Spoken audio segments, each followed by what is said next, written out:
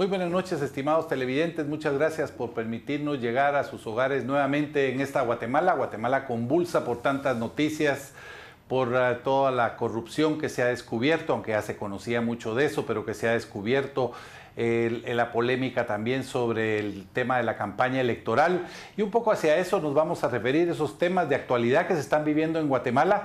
Vamos a tener en el estudio a Anabela Morfín. Ella es expresidenta del CEDECON, del Centro de Defensa de la Constitución, y abogada constitucionalista, miembro del CEDECON también.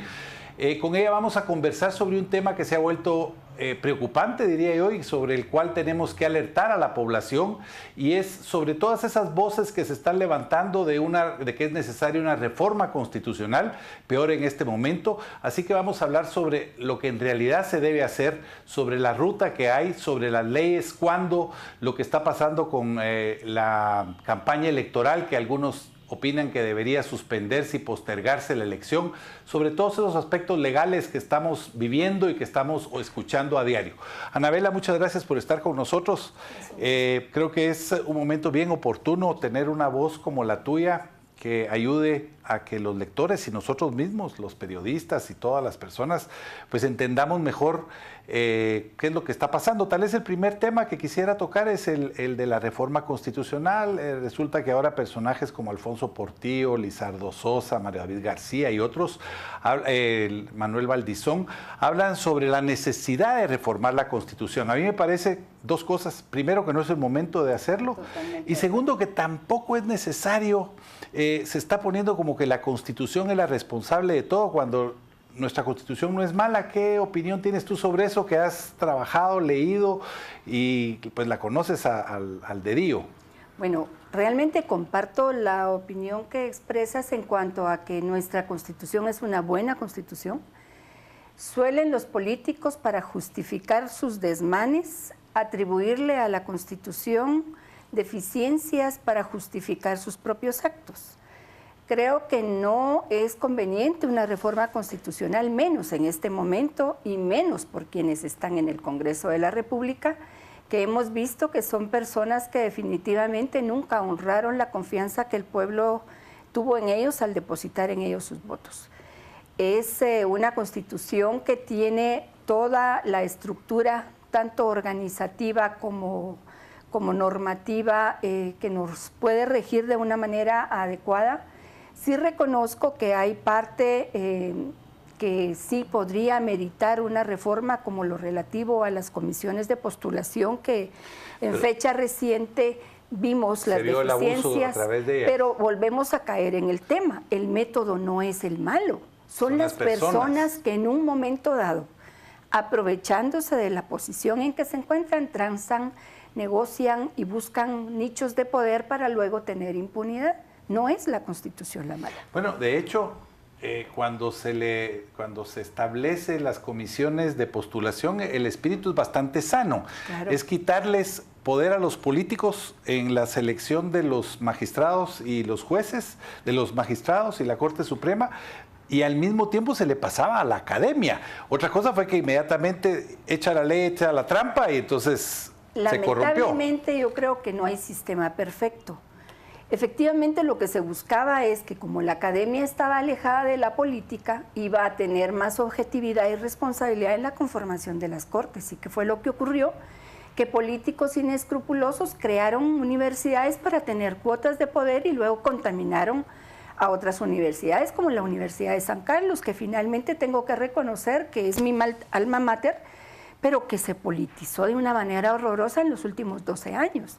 Entonces sí creo que no es el sistema el malo, son las personas que carecen de escrúpulos y de principios. Bueno, y estamos viendo que también hay derivado de toda esta situación una crisis institucional. Las instituciones tampoco funcionan, pero finalmente el problema es el mismo. No es que las instituciones per se sean las malas, claro, sino las personas que llegan ahí y las utilizan o mal utilizan casi siempre. Efectivamente, los pesos y contrapesos están claramente definidos en la Constitución. Se establece que no hay dependencia ni más que coordinación entre los organismos de Estado, pero hoy vemos cómo recientemente una candidata a la presidencia dice que pone a disposición a los legisladores para que hagan tal cosa, ¿Qué podemos esperar de esa persona cuando esté en el Ejecutivo? No respetan la separación de poderes. Yo sí creo que se tiene que hacer efectivo cumplimiento de la norma constitucional y entonces, solo entonces aspiraremos a vivir en un Estado de Derecho. Anabela, tú has vivido en un mundo muy vinculado obviamente a todo lo que es el andamiaje legal. Yo he tenido la oportunidad de conocer varias constituciones, aunque específicamente me he limitado mucho a ver el tema de libertad de prensa, pero en términos generales me parece que nuestra constitución es una constitución bien estructurada. El otro día leí una entrevista a Jorge Mario García Laguardia, que es toda una autoridad en materia constitucional e incluso él ha asesorado a países para que hagan sus constituciones. Digamos, la Constitución nuestra contempla todos los aspectos positivos que debiera tener una democracia moderna. Yo considero que si te das cuenta, la Constitución que nos rige creó entidades novedosas como el Ombudsman, que era una figura nueva en América Latina y que a partir de eso muchísimos países en el área pues crearon esa figura porque es absolutamente necesaria para la defensa de los derechos humanos. Se creó un Tribunal Supremo Electoral que lamentablemente en la ley específica que es de carácter constitucional se le ha quitado toda esa supremacía que sí le otorga la Constitución de la República. Yo creo que lo que debemos hacer es de desarrollar la Constitución porque se ordenan más de 40 leyes que no se ha cumplido por el Congreso de la República emitirlas. Se tiene que mejorar, en este caso, la ley de la carrera judicial, se tiene que mejorar la ley de servicio civil para crear la ley de la carrera muchas de las administrativa, deficiencias porque no se ha desarrollado la Constitución de la República. Y muchas de las deficiencias en el andamiaje legislativo se podrían resolver por medio de aprobación de leyes ordinarias o reformas a las leyes ordinarias. Eso es lo que yo considero, que a partir de eso, y eso lo que determina es falta de voluntad política en el Congreso de la República. Vamos a ir al primer corte comercial y volvemos inmediatamente con otra parte de Enfoque esta noche. Vamos a conversar un poco sobre la situación que se está viviendo en Guatemala, cuáles serían los caminos que podrían darse en medio de toda esta crisis que ha envuelto al gobierno del presidente Otto Pérez Molina con la renuncia de la ahora ex vicepresidenta Roxana Valdetti y esa incertidumbre que hay en el ambiente debido a que hay una fuerte presión de la sociedad a favor de que renuncie el presidente de la República. ¿Cuáles serían los escenarios en los que nos podríamos ver inmersos en los próximos días o semanas?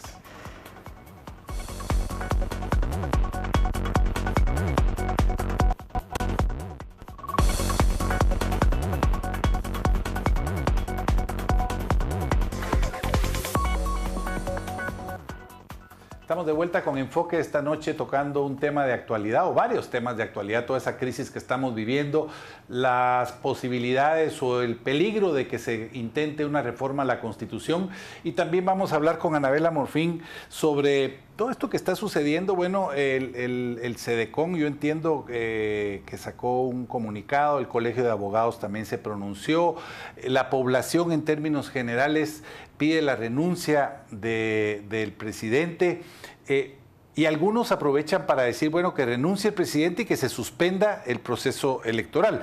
Sin embargo, hay una ruta establecida precisamente por la Constitución que impide que a la hora de una renuncia del presidente, si es que se diera, el camino fuera un rompimiento constitucional. No, definitivamente no. La Constitución, precisamente hablábamos hace un momento de que es una buena Constitución, tiene previsto el caso de la renuncia del presidente y el procedimiento es que el Congreso de la República designe a la persona que deba sustituirlo. ¿No es el vicepresidente el que asume? Bueno, indudablemente.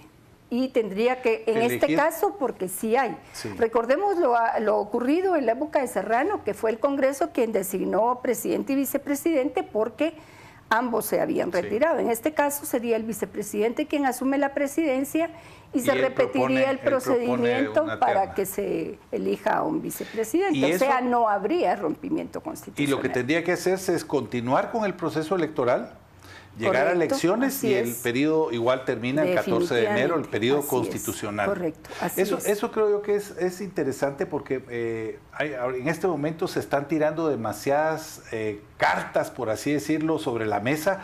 Yo creo que mucho tiene que ver con el afán de confundir un poco a la población. También hablan ahora de la reforma a la ley electoral y de partidos políticos, pero ahí tenemos otro punto que es importante aclarar, aunque se diera, que desde mi punto de vista no sería lo más conveniente una discusión y aprobación en este periodo legislativo, pero aunque se diera, esa reforma no afecta el proceso actual, eso ya no puede ser porque fue convocado con la ley actual, ¿es correcto? Efectivamente, así es, no tiene efecto retroactivo, definitivamente.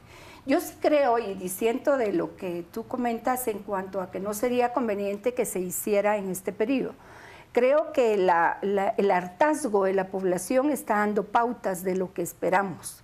¿Cuántas veces, cuántos años hemos estado discutiendo sobre la necesidad de fortalecer al Tribunal Supremo Electoral, sobre controlar el financiamiento, sobre que debemos prohibir el transfugismo y nada de eso ocurre?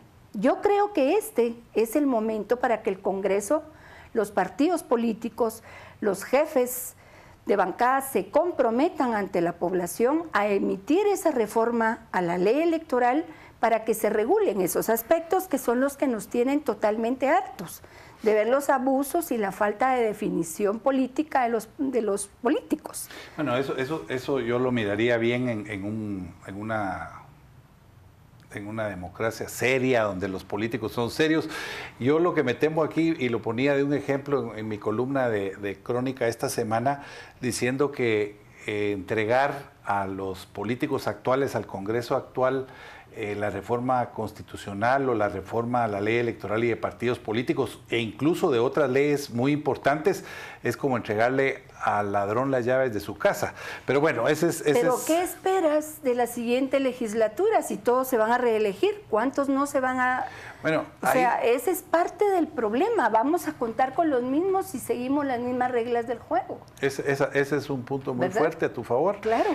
Hay otro aspecto que todavía cabe, digamos, que valdría la pena analizar. ¿Qué pasa con el Tribunal Supremo Electoral en esta situación? Porque precisamente lo que estamos viendo es que la clase política es la responsable de la crisis. O sea, en este momento obviamente la corrupción está enfocada y concentrada hacia el gobierno central, pero sabemos que hay también en el Congreso y en los tribunales, en el organismo judicial, pero además es un vicio que viene de mucho tiempo. Así es, efectivamente. ¿Verdad? Entonces, lo que cabría ver es si el Tribunal Supremo Electoral puede poner un alto, porque el abuso, digamos, la campaña anticipada, pues superó por mucho la cuota que van a tener de inversión en la campaña electoral. ¿Qué pasa con esos partidos? Lo que tal vez sería interesante es que la población trasladara parte de todo ese esfuerzo que está haciendo en apoyar al Tribunal Supremo Electoral. Totalmente de acuerdo. El Tribunal Supremo Electoral tiene la herramienta en la propia ley electoral y de partidos políticos para sancionar a estos partidos que han excedido el techo de financiamiento para las campañas, porque ellos pusieron el techo y aquellos abusaron. Ese es motivo suficiente para cancelarlos. El Tribunal Supremo Electoral tendría que cumplir ejerciendo no solo su autoridad, sino cumpliendo con la ley, con esa cancelación. Y nuestros partidos, nuestros diputados, entonces por supuesto, cambiaría un y poco entonces el panorama Congreso. Sería maravilloso, porque serían otras caras, gente sana, espero, o por lo menos no tan contaminados como los que hoy tenemos. Entonces yo sí veo que esa es una posibilidad real, que la ley la establece, que el Tribunal Supremo Electoral debe cumplirla, porque para eso está instituido, porque es la autoridad máxima. Y naturalmente esperaríamos que la Corte Constitucional respalde ese tipo de decisiones. Y volviendo otra vez a los pasos del procedimiento, desde el punto de vista jurídico, la renuncia de un mandatario, ¿cómo se miraría esto? Porque si está contemplado quiere decir que no genera ninguna crisis más allá que la propia inestabilidad que ya tenemos. Pues yo creo que una crisis mayor de la que tenemos no podría, al contrario, creo que eso sería una salida a esta demanda de la población, dado que tampoco tenemos en la Constitución el pacto revocatorio. Si nosotros tuviésemos esa posibilidad, sencillamente se le habría aplicado y con eso se va. El tema es que aquí a la crisis está dada, de pronto esa podría ser una salida para bajar un poquito los ánimos y buscar una ruta para manejar esta crisis. Porque yo creo que sí es urgente y no veo una institución que lo esté queriendo asumir en este momento. Y ese es el vacío tan tremendo que siente la población. Vamos a ir al último corte comercial y volvemos con las conclusiones y la parte final de Enfoque de esta noche.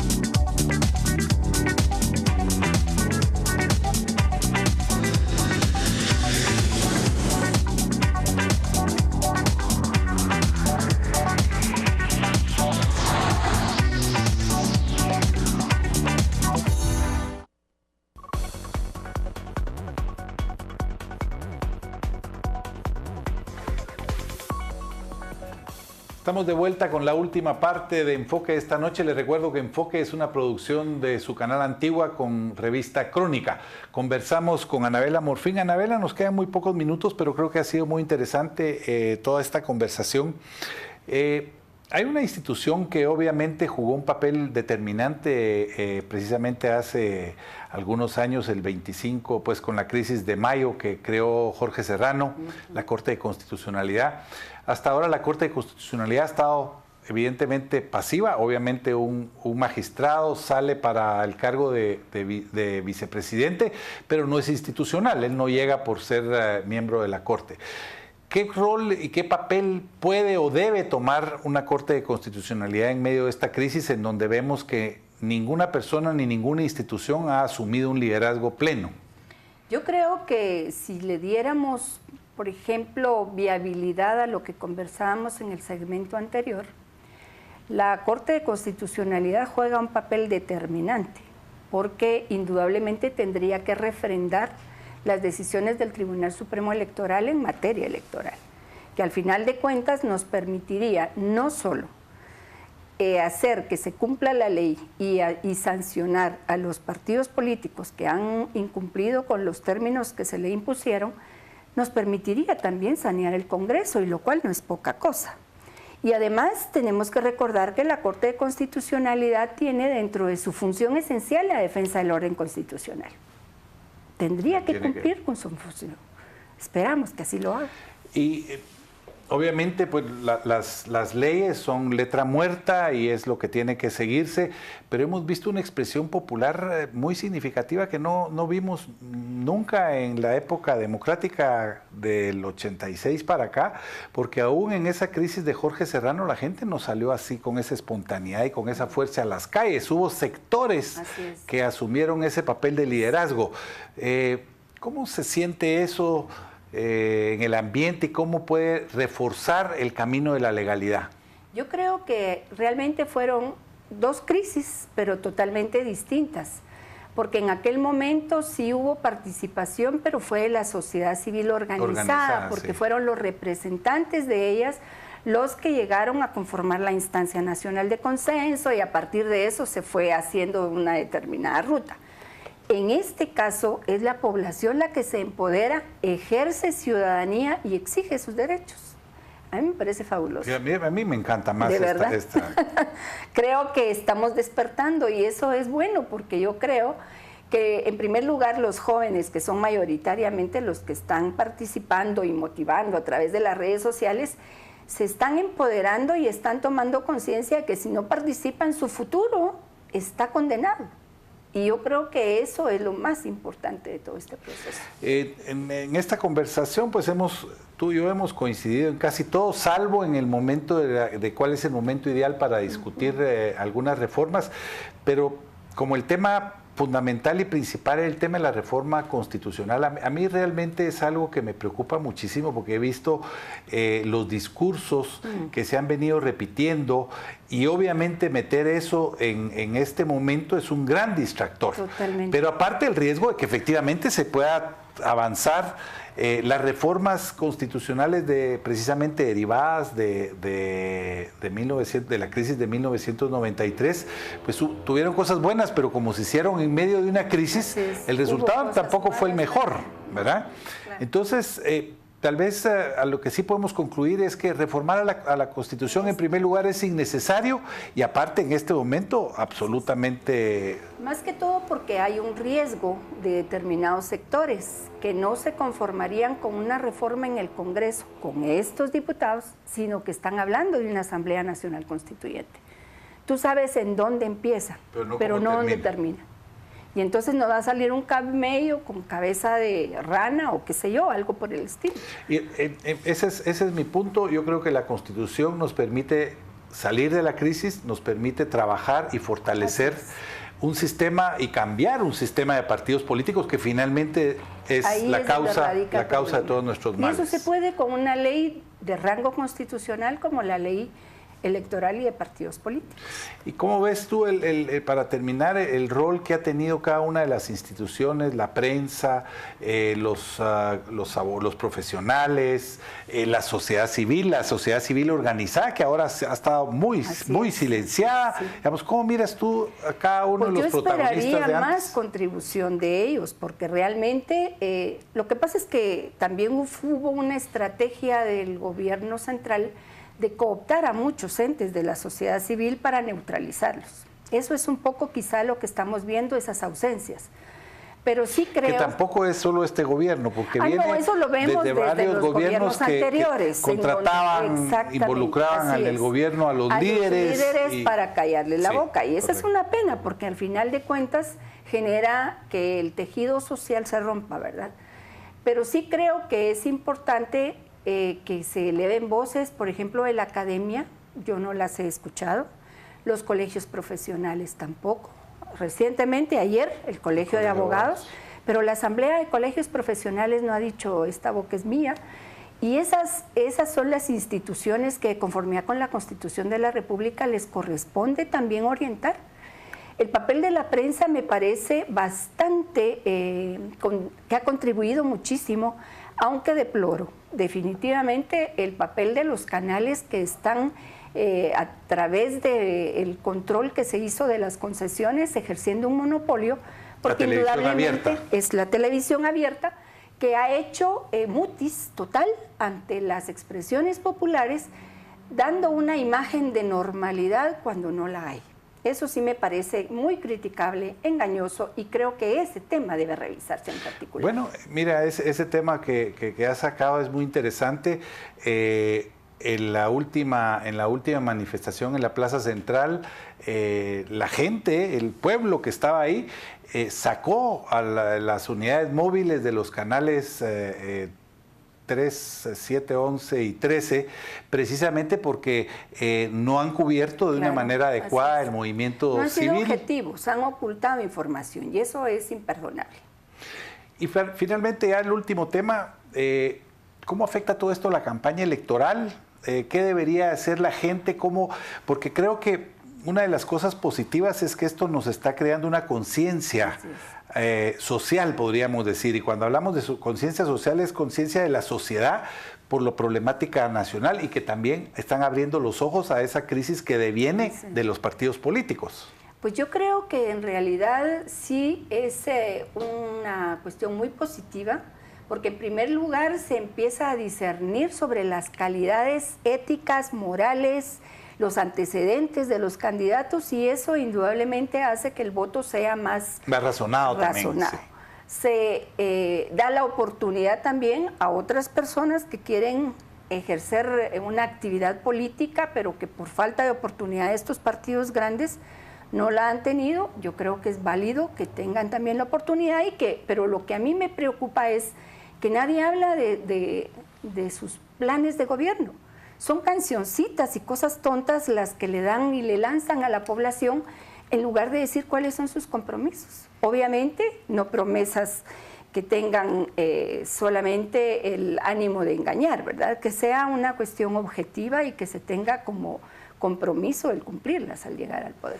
Gracias, Anabela, gracias por tu participación. Estimados televidentes, estamos llegando al final de otro programa de Enfoque. Creo que la conclusión que podemos tener, o las conclusiones que podemos tener, son, en primer lugar, que es absolutamente innecesario e inoportuno en este momento hablar, discutir e intentar una reforma constitucional. La Constitución de Guatemala es un marco más que aceptablemente bueno para regir nuestra democracia. Obviamente lo que ha sido malo es quienes aplican la justicia por un lado y quienes deben respetar la Constitución y la han irrespetado constantemente. Eso por un lado. Y por el otro lado, lo interesante es que en medio de toda esta crisis hemos visto un renacer, o un nacer, mejor dicho, de la conciencia social de la mayoría de guatemaltecos, o de muchos guatemaltecos, que se están expresando y que están empezando a hablar y a pronunciarse sobre los temas que nos están afectando a todos. Yo creo que esto es un despertar social de los guatemaltecos que puede ayudar a consolidar, a transformar esa labor de los políticos, que finalmente son los responsables de esta crisis, porque ha devenido en una corrupción que ellos han venido construyendo a lo largo de los años y de los gobiernos. Muchas gracias por su atención. Volvemos el próximo sábado con otro enfoque, con otro tema de muchísima actualidad referente a la situación nacional y, por supuesto, a la campaña electoral.